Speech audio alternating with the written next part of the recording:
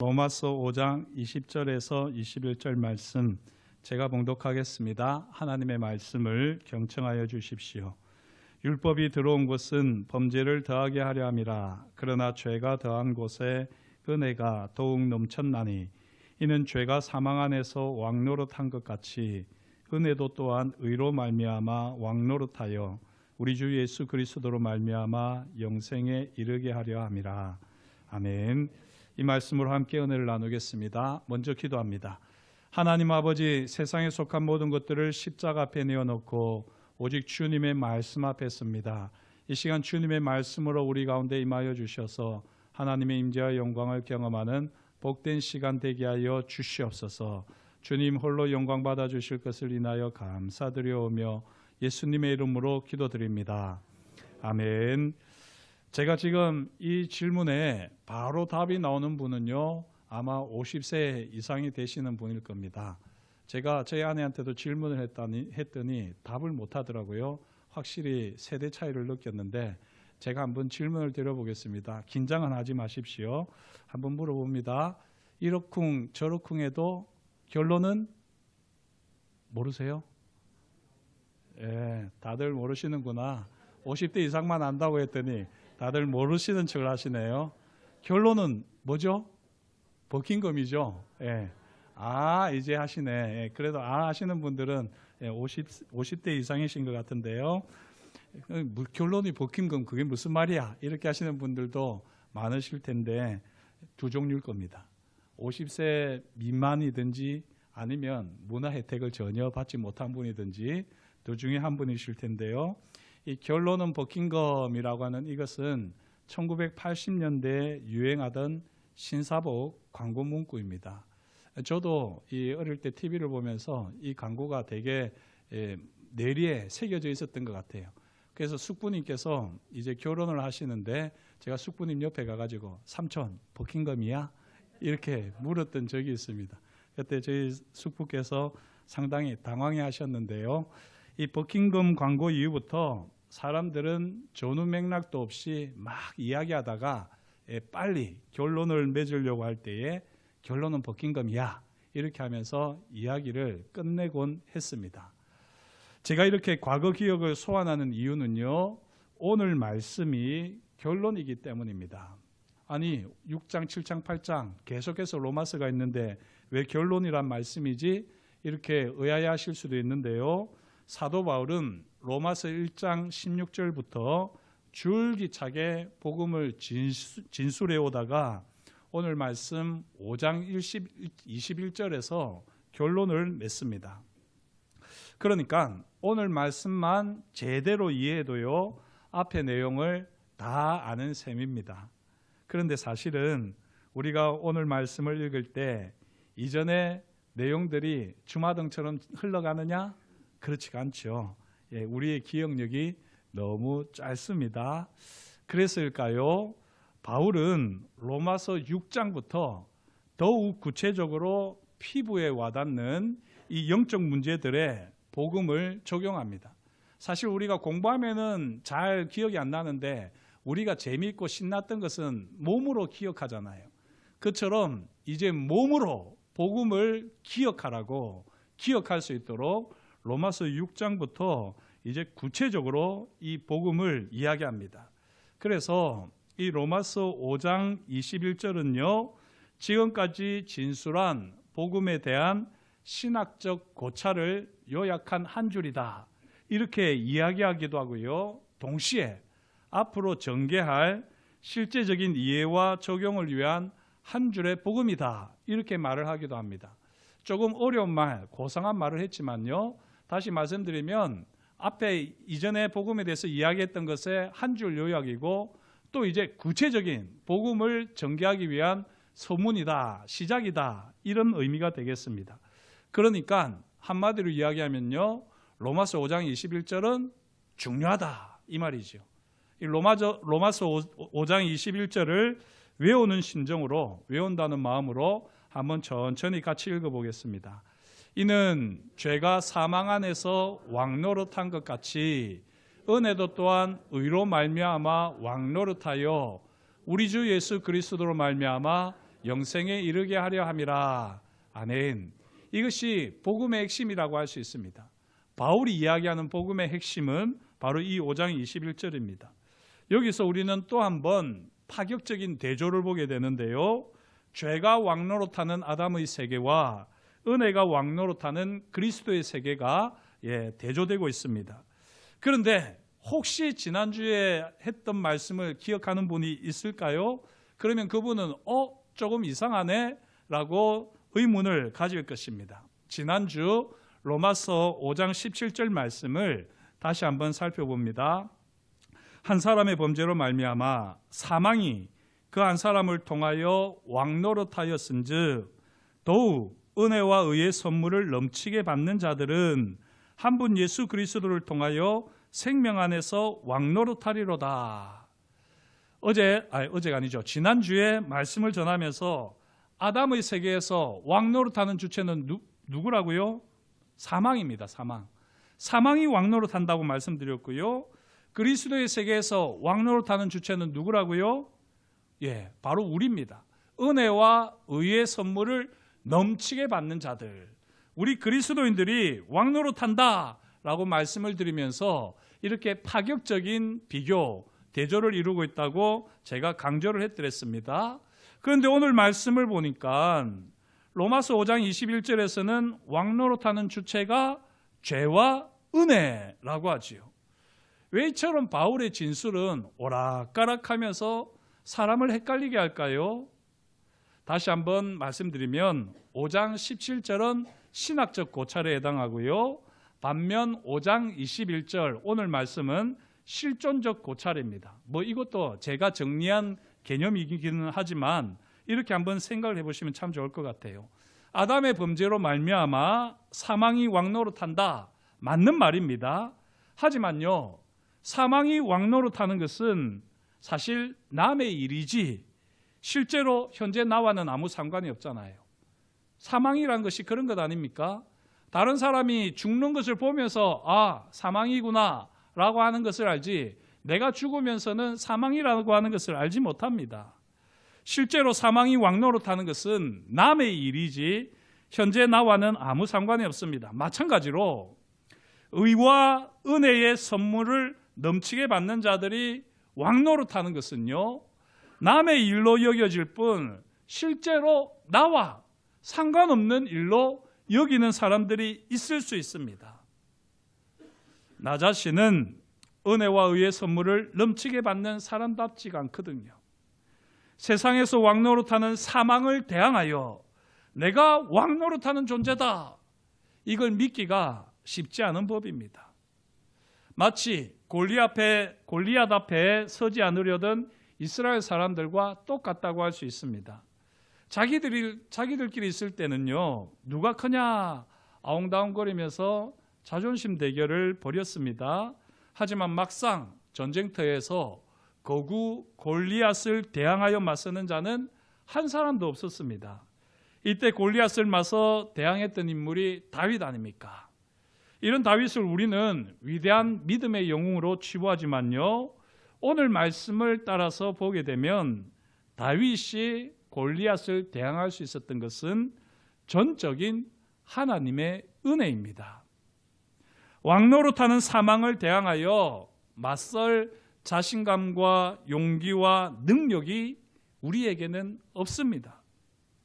이런 우리가 사망 대신 왕노릇한다고 끝까지 주장하기에는 너무나도 우리의 연약함을 잘 아는 바울은요, 우리 위에 왕노릇하는 실제가 따로 있다라고 결론에서 밝히는 겁니다.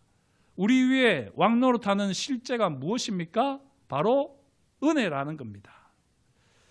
이 은혜의 왕노릇을 맞서는 주체는 죽음이 아니라 바로 죄라고 분명하게 바울은 밝힙니다. 이 세상은 두 왕이 서로 왕노릇하며 격렬한 싸움을 벌이는 중이지요. 솔직히 우리 마음의 세계, 삶의 자리도 별반 다르지 않습니다. 이런 현실 속에서 바울은 은혜가 왕노릇하는 영광과 승리를 말하는데 관심을 쏟고 있습니다. 바울은 은혜가 죄에 대한 유일한 대안이라는 사실을 확증하기 위해서 로마서 6장을 아주 꼼꼼하게 정교하게 써내려갑니다. 사랑하는 성도 여러분, 꼭 기억할 수 있기를 소망합니다. 은혜는 죄의 유일한 적수입니다. 죄의 유일한 적수가 무엇이라고요? 은혜라는 겁니다. 죄의 유일한 적수가 우리 아닙니다. 우리가 잘 알잖아요. 우리는 죄와 대항해서 제대로 이겨본 적이 별로 없지 않습니까? 오직 죄에 대한 유일한 적수는 은혜입니다. 하나님의 구속의 역사는 죄에 대한 은혜의 넉넉한 승리로 끝나는 역사입니다. 이 구속의 역사는 이미 십자가에서 승리로 끝났으며 최종 완성을 향해 진행 중에 있습니다. 저와 여러분들이 날마다 은혜로 이 구속의 역사를 더 생생하게, 풍성하게, 강력하게 경험할 수 있기를 주의 이름으로 축복합니다. 성경은 두 세력, 죄와 은혜 사이의 투쟁의 역사입니다. 인간이 타락한 순간부터요, 이야기가 시작되지요. 원수인 죄가 하나님의 동산 에덴에 들어왔습니다. 그 순간부터 뭐가 왕노릇하지요?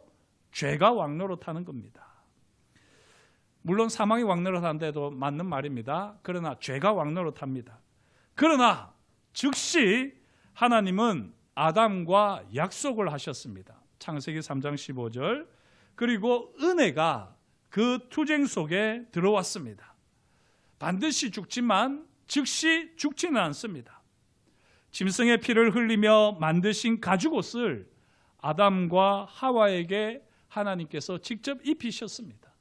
이게 바로 하나님의 은혜 아니겠습니까? 이제 우리는 짐승의 가죽옷은 비교가 되지 않는 예수 그리스도로 옷 입었습니다. 오직 은혜만이 죄를 침노하여 땅을 빼앗기에 넉넉한 유일한 세력입니다. 우리는 성경을 읽어가면서 죄와 은혜의 간단 없는 투쟁을 계속해서 확인하게 됩니다. 그러나 이 죄와 은혜의 간단 없는 투쟁의 역사는 어디에서 끝났지요? 십자가에서 끝이 났습니다. 한 사람이 그리스도인이 되는 순간 주 안에서 은혜가 왕노릇하기 시작합니다. 은혜는 죄의 역사와 반대되는 개념입니다. 정확하게 반대되는 개념이 아니라 오히려 죄의 역사를 다 끌어안고 품는, 넘치게 반대되는 게 바로 은혜 아니겠습니까? 예수 믿지 않는 사람들이 처해 있는 위치는요, 그 위치가 비극적인 것은 그들이 죄의 통치 아래에 있다는 사실입니다. 세상 대부분의 사람들의 진정한 고통은 단지 그들이 음주와 도박, 살인 등과 같은 온갖 나쁜 일들을 하는 것이 아니지요. 이것이 문제가 아닙니다. 인류의 진정한 비극은 인간이 죄의 노예이며 스스로 거기서 벗어날 수 없다는 사실입니다. 그런데 더 심각한 것은 사람들이 이러한 죄의 왕노릇, 죄의 통치를 깨닫지도 알지도 못한다는 사실입니다. 혹 저와 여러분들이 지금 이런 삶을 살고 있지는 않습니까? 아이고, 예수 믿기 때문에 죄의 통치, 죄의 왕노릇은 전혀 모릅니다. 예, 솔직히 그건 거짓말 아닙니까? 우리가 이 땅을 살아가면서 세상 속에서 죄가 얼마나 악랄하게 왕노릇을 하는지, 다스리려고 하는지 우리는 잘 보고 있습니다. 그리고 이 죄가 나 자신까지도 다스리려고 하고 왕노릇하려고 하는 이것으로 인해서 우리는 얼마나 괴로워하고 있습니까? 이 부분을 바울은 이제 6장, 7장에서 8장까지 자세하게 다루는 것입니다. 많은 사람들이 죄의 통치를 제대로 알지 못하는 만큼 은혜의 통치도 잘 모릅니다. 아담의 범죄 이후에 인류는 죄에 관해서 어떤 선택권도 가지고 있지 않습니다. 모든 사람은 아담의 범죄로 인해서 다 죄인이 되었고 다 죽을 수밖에 없습니다. 죄는 왕노릇하고 죄는 우리가 죄를 짓도록 유도하고 강요합니다. 하지만 이제 죄의 왕노릇을 넘어서는 왕노릇을 누가 한다고요? 은혜가 한다는 겁니다. 이게 바울이 지금 선포하고 있는 내용입니다. 은혜는 단순히 우리가 부릴 수 있도록 우리에게 제공되는 것이 아닙니다. 은혜는 우리 마음대로 할 수 있는 것이 아닙니다. 은혜는 역사입니다. 특별히 은혜는 왕으로 역사합니다. 은혜는 우리 인생의 최상의 자리에 있습니다. 은혜의 능력 아래 원수들은 정복당할 것입니다. 은혜는 반드시 승리를 가져다 줍니다. 은혜가 시작해놓고 중도에 아이고 못하겠다 라고 하면서 두 손을 드는 일은 결코 없습니다. 은혜가 시작한 것은 반드시 완성합니다. 구원은 처음부터 끝까지 은혜의 통치 아래에 있습니다. 그렇지 않다면 구원의 서정, 칭의, 또 그 다음에 이어지는 성화, 그리고 그 다음에 이어지는 영화, 이 구원의 서정은 실패하고 말 것입니다. 사랑하는 성도 여러분, 은혜가 왕노릇합니다. 이것을 저와 여러분들이 꼭 기억하고 경험하시면 좋겠습니다. 어떤 다른 것과 왕의 자리를 함께 하지 않습니다. 만일 우리가 다른 어떤 것을 은혜와 함께 왕자에 놓기를 원한다면 사실 은혜가 왕노릇한다 하는 이 말씀을 우리는 제대로 이해하지 못한 겁니다. 만일 구원의 과정을 우리에게 맡겼다면 반드시 실패하지 않겠습니까? 우리는 우리가 스스로 구원을 할 수도 없고 구원의 과정에 제대로 동참할 수도 없습니다. 우리는 우둔하고 느리고 무지하고 시험에 잘 빠지고 냉담하고 타락합니다. 만일 구원 사역이 어떤 면에서라도 어느 면에서라도 우리에게 맡겨졌다면 패망으로 끝날 것은 확실합니다. 목사가 구원을 책임지지 않습니다. 우리 장로님들이 구원을 책임지지 않습니다. 그 누구도 구원에 대해서 장담할 수 있거나 책임질 수 있는 사람, 맡을 수 있는 사람은 아무도 없습니다. 오직 은혜가 우리의 구원의 시작으로부터 완성까지 역사합니다. 저와 여러분들이 이것을 꼭 믿을 수 있기를 축복합니다. 전적으로 은혜가 처음부터 끝까지 왕노릇하며 구원의 과정을 성취해 갑니다. 그렇다면 은혜는 어떻게 우리 삶에 왕노릇할까요? 은혜는 어떻게 우리를 통치할까요? 오늘 바울이 분명하게 선언하는데요. 은혜가 의로 말미암아 왕노릇한다 라고 분명하게 선언합니다. 은혜가 의로 말미암아 왕노릇한다는 말은 무슨 말일까요? 여기서 말하는 은혜는 하나님의 은혜이겠지요. 그러므로 이 하나님의 은혜는 의로울 수밖에 없습니다. 우리가 은혜를 생각할 때에 약하고 무기력한 것처럼 생각하는 것은요, 오해이고 오산입니다. 은혜를 이야기하면서 아무 말도 하지 못하고 주저주저하고 그리고 끙끙거리고 있다면 그것은 은혜가 아닙니다. 은혜는 하나님이 죄를 무시하거나 잊으셨거나 죄를 보시지 않는 것으로 죄가 전혀 없었던 것이라고 여기시는 것이라고 생각하는 것은 아주 위험한 착각입니다. 하나님께서 우리에게 은혜를 베푸신다고 했을 때 죄를 전혀 생각하지 않는 것이 아닙니다. 전혀 죄를 보지 않으시는 것이 아닙니다. 목사님 예전에는 그렇게 말씀하시지 않으셨습니까? 라고 제게 따질 수도 있는데요. 제가 하나님의 은혜를 강조하다 보니까 그렇게 표현했을지 모르지만 오늘 말씀대로요. 은혜를 우리가 생각할 때는 은혜가 왕노릇할 때는 반드시 의로 말미암아 왕노릇합니다. 은혜는 율법을 옆으로 밀어 제쳐 놓는 것이 아닙니다. 이것 또한 어리석은 이해입니다. 은혜는요, 의로 말미암아 왕노릇합니다. 이게 무슨 말이냐면 하나님께서 죄를 미워하시고 진노하시죠. 이걸 하지 않으시는 게 아닙니다. 하나님이 우리에게 은혜를 베푸신다고 해서 하나님이 죄에 대해서 미워하지 않으시느냐? 죄에 대해서 진노하지 않으시느냐? 아닙니다. 하나님은 거룩하신 하나님이시기 때문에 죄를 미워하시고 죄를 진노하십니다. 동시에 은혜와 자비를 베풀어 주십니다. 어떻게 이렇게 동시에 두 가지를 하시죠? 진노하시면서 은혜를 베풀 수 있습니까? 이게 하나님의 성품이기 때문입니다. 이 하나님의 성품을 바울은 로마서 3장 24절에서 26절에 분명하게 이야기했습니다. 제가 한번 다시 읽겠습니다. 그리스도 예수 안에 있는 성령으로 말미암아 하나님의 은혜로 값없이 의롭다 하심을 얻은 자 되었느니라.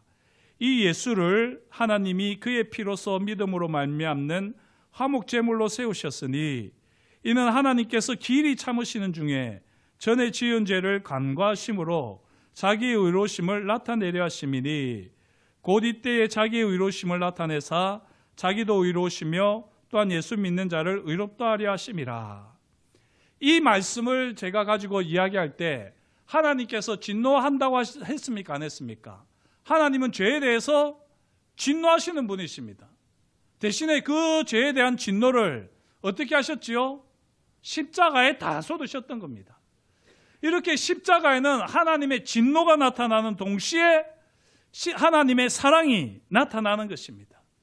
은혜가 의로 말미암아 왕노릇한다고 할 때 이 의는 바로 예수 그리스도의 의입니다. 하나님은 예수 그리스도의 의를 우리의 것으로 간주하시고요, 우리에게 전가시키셨습니다. 무슨 말이냐? 예수 그리스도의 의로 우리에게 옷 입혀 주셨습니다. 은혜와 의가 분리되어서는 안 됩니다. 이것이 우리가 놓치기 쉬운 매우 중요한 진리입니다. 이 은혜와 의를 분리하는 순간 복음을 왜곡하고 변질시키는 엉뚱한 결과를 가져옵니다. 그렇다면 은혜가 의로 말미암아 왕노릇한다는 사실을 우리는 어떻게 삶에서 구체적으로 경험할까요? 하나님의 은혜, 그런데 동시에 그 은혜가 의로 말미암아 왕노릇한다. 이 복잡한 것을 우리가 어떻게 경험하지? 다시 질문을 던져보면요, 우리가 어떻게 왕노릇하는 은혜의 보좌 앞으로 나아갑니까? 은혜가 왕노릇한다고 했는데 우리가 은혜의 보좌 앞으로 어떻게 나가지요? 바로 예수 그리스도의 피를 힘입어, 예수 그리스도의 피를 힘입어 우리는 은혜의 보좌 앞으로 나아가는 겁니다. 히브리서 4장 16절은 우리가 두고두고 삶에서 붙들고 실천해야 할 말씀입니다. 그러므로 우리는 이 앞에 그리스도의 피를 이야기했습니다. 그러므로 우리는 긍휼하심을 받고 때를 따라 돕는 은혜를 얻기 위하여, 은혜가 왕노릇하는 것을 경험하기 위하여 은혜의 보좌 앞으로 단대히 나아갈 것이니라. 어떻게? 예수 그리스도의 피를 힘입어. 우리가 예수 그리스도의 보혈을 힘입어 시시때때로 은혜의 보좌 앞으로 나아가지 않으면 우리는요, 은혜를 남발하거나 남용하거나 은혜를 새까맣게 잊어버립니다. 둘 다 우리가 경계해야 될 것 아닙니까? 하나님의 은혜면 모든 게 다 괜찮아. 결코 그렇지 않습니다. 은혜가 의로 말미암아 왕노릇한다니까요. 은혜가 은혜 되기 위해서는 거기에 반드시 하나님의 의가 나타나야 됩니다. 우리의 의가 아니라 하나님의 의가 나타나야 됩니다. 의를 외면한 채 지나치게 은혜만 강조하는 것도 위험하고요, 또 지나치게 은혜를 무시하는 것도 위험합니다. 우리는 두렵고 떨림으로, 그러나 하나님의 무조건적인 사랑을 힘입어 은혜의 보좌 앞으로 나아감으로써 은혜가 왕노릇하는 삶을 멋들어지게 살아갈 수 있습니다. 얼마나 우리 삶의 자리에 죄가 역사합니까? 마치 정말 죄가 왕노릇하듯이 왕인 것처럼 우리를 죄의 자리로, 또 유혹의 자리로, 심지어는 사망의 그늘로 우리를 이끌어가는 것을 경험할 때가 있지 않습니까? 그럴 때 저와 여러분들이 맥없이 끌려가면 안 되는 겁니다. 바로 그런 순간에 우리가 예수 그리스도의 보혈을 힘입고 은혜의 보좌 앞으로 나아가는 겁니다. 심지어 내가 더 이상 나 스스로도 살 자격이 없다고 여겨지는 그 순간에라도 나를 이렇게 사망으로 끌고 가는 것이 죄다, 죄가 지금 왕노릇하는 것이다. 이것을 깨닫고 예수 그리스도의 십자가 보혈을 힘입어 다시 은혜가 왕노릇하도록, 은혜가 나를 다스리도록 은혜의 보좌 앞으로 나아가게 될 때 우리는 십자가 은혜와 부활의 영광과 능력을 경험하는 삶이 될 줄 믿습니다. 은혜의 보좌는 의의 보좌이기도 합니다. 이 사실을 기억하며 날마다 예수 그리스도의 피를 힘입어 은혜의 보좌 앞으로 나아가 은혜가 통치하는 매 순간을 살아가는 저와 여러분이 될 수 있기를 축복합니다. 그때 비로소 우리는 죄의 통치, 죄의 억압으로부터 자유롭게 되면서 참 자유와 참 평안을 누리게 될 것입니다. 기도하겠습니다. 하나님 아버지, 주님께서 저희를 사랑하여 주시고 오늘도 저희에게 말씀하여 주시니 감사합니다. 하나님의 말씀을 따라 우리가 어떤 사람이 되어야 할지를 알게 하시며 오직 하나님의 은혜가 우리를 주장하고 다스리시는 것을 경험하는 복된 삶이 되게 하여 주옵소서. 주님이 우리와 함께 하심을 감사드려오며 예수님의 이름으로 기도드립니다. 아멘.